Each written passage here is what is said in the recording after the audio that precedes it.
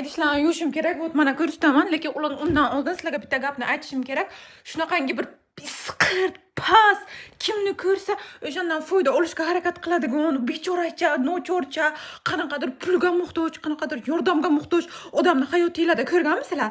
Men вот так 24 yoshimga kirib, endi birinchi marta ana shunaqa narsaga tushdim. Men andak bundaki birovni hiylasiga ham uchramasdim, birovga osonlikcha yaxshilik ham qilmasdim. Nima uchun yaxshilik qilmasdim? Chunki ko'pchilik bu narsani qadriga yetmaydi. Sizdan yaxshilik oladi-yu, keyin ko'tingizga po'qni chaplab ketadi-da. O'sha uchun bunaqa ishlar umuman qilmasdim, lekin shuni prям bir kishiga yaxshilik qilganimga shunaqangi bir pushaymon yo'qman.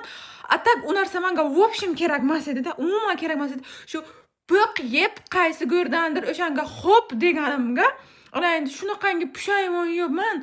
Bilasizlarmi, odam bor-ku, odam og'zigina shirin narsa ta'mini sezdiki, darrov achchiqni ta'mini unutib, takoy men yoshligimdan beri ana shunaqa nima deydi, sariyog'ning ustida katta bo'lganman degandek his qiladi-da. O'zini, sen o'zing kimsan? Sen o'zing yordam so'rab kelgansan meni oldimga, yana bu yoqqa senga bitta yordam so'rab kelgan aholingga senga kimdir gap gapirsan, unay qilma, bunay qil, o'zingni unay tutma, bunay tut desa, og'ziga po'qni chichib berasan. Yo'q, men aslida unaqaman, aslida bunaqaman, yo'q, men ko'nglimda kirim yo'q, men ularga hasad emas, havas qilaman, kimni nima qilaman, ot kimni tutpoy deb o'ylayapsan, sen o'zingni o'shanga tiqishtirmoqchi bo'libsan-ku, o'zingni o'shanga yaxshi ko'rsatib, hay demasa, unaqasigacha yalab berasan-ku. Astag'firullah, tavba qilsam-da. Shunday bir kishiga yaxshilik qilasan, seni yoningda o'sha odam turgani uchun ham senga ham minusi uradi-da, xuddi qozonga yaqin yursang qorasi yo'qadi.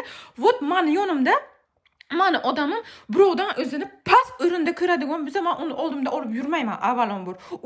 Men o'zimga ishonamanmi? Men o'zimga har tomonlama ishonaman, men o'zimga suyanaman. Birovga zo'r qilgan joyim yo'qmi? Meni odamimman. Men atrofimda kim bo'lishidan qat'iy nazar, u meni odamim deb hisoblandimi? O'zini xuddi shunaqa tutish kerak. Chunki men unga ana shunaqa o'rinda bo'lishni o'rgataman. Bu narsa hayotda eng kerakli narsa.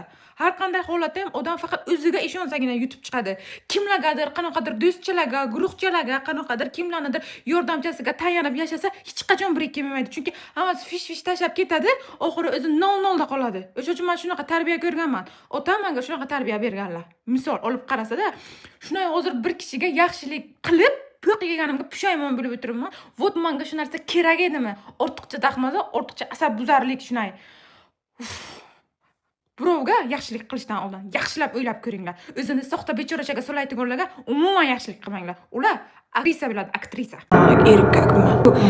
O'ldi shkuringlar, undan ko'ra juda ham pastkashlik, pastkudalik. Вот san ongi pas. Qonuniy jihatdan ham, shar'iy jihatdan ham erining 100% mahram hisoblanadi. Men bitta narsani hech ham tushunmaymanki, nima uchun hozir Instagramdan bitta video ko'ryapman. Aytibdilarki, kelinni olgandan keyin ham agar uni kontrakti bo'lsa ekan, uni ota-onasi to'lashi kerak.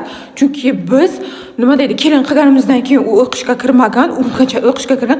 Вот san ongi pas, nay holda san kelin qilib olgansan-ku. San uni suvchilikka borgansan, surishtirgansan, qayerda o'qishini bilgansan. O'sha narsa senga ma'qul kelgan uchun san uni olgansan. Qanday qilib u oiladan ajratib, sen uni olganingdan keyin uni kontraktini men to'lamayman deyishing mumkin. Men ba'zi bir oilalarga, ba'zi bir nima deydi, qaynona, qaynota erlarga hayron qolamanki, xotini kasal bo'lib qolsa, otasi borib davolatadi, o'qimoqchi bo'lsa, otasi borib kontraktini to'laydi, kontraktini to'lamasa, mayli bizga o'qiganlar kerak-yu, o'g'lim topgani bizga yetadi, mayli kerak-yu, ana uyga o'tirsinlar, bacha qilsinlar, bachalarga qarasinlar, ana bachasi oyda, yilda bitta onasinikiga kelsa ham kasal bo'lib kelsa, ana sen onangnikiga ona qanday qilib o'zini bachasini kasal qiladi yoki bachasini kasal qiladi. Sen onangnikiga aytib kasal qilib keling. Ana endi ular davolab bersin, nuqqi o'qqi, agar o'zi davolatgan taqdirda ham sen endi ketmaysan, sen endi bormaysan, sen u yoqqa borsang kasal qilib kelasan. U yosh bacha bo'lgandan keyin sen o'zing kasal bo'lmasdan katta bo'lganmisan yoki seni onang kasal bo'lmasdan katta bo'lganmi yo boshqa bitta ota bobong kasal bo'lmasdan katta. U kasalchilik hammani boshida bor. 7 yoshdan 70 yoshgacha hammani boshida bor. Kimnidir unga sabab qilib qo'yish bu juda ham pastkashlik, pastgo'dalikda. Eng nima qilayotganim o'qimishli, o'qiyotgan qizlarni kelin qilib olib, uni kontraktini keyin otasiga to'lattirish. Odam degan bu darajada ham past bo'lmaydi-ku.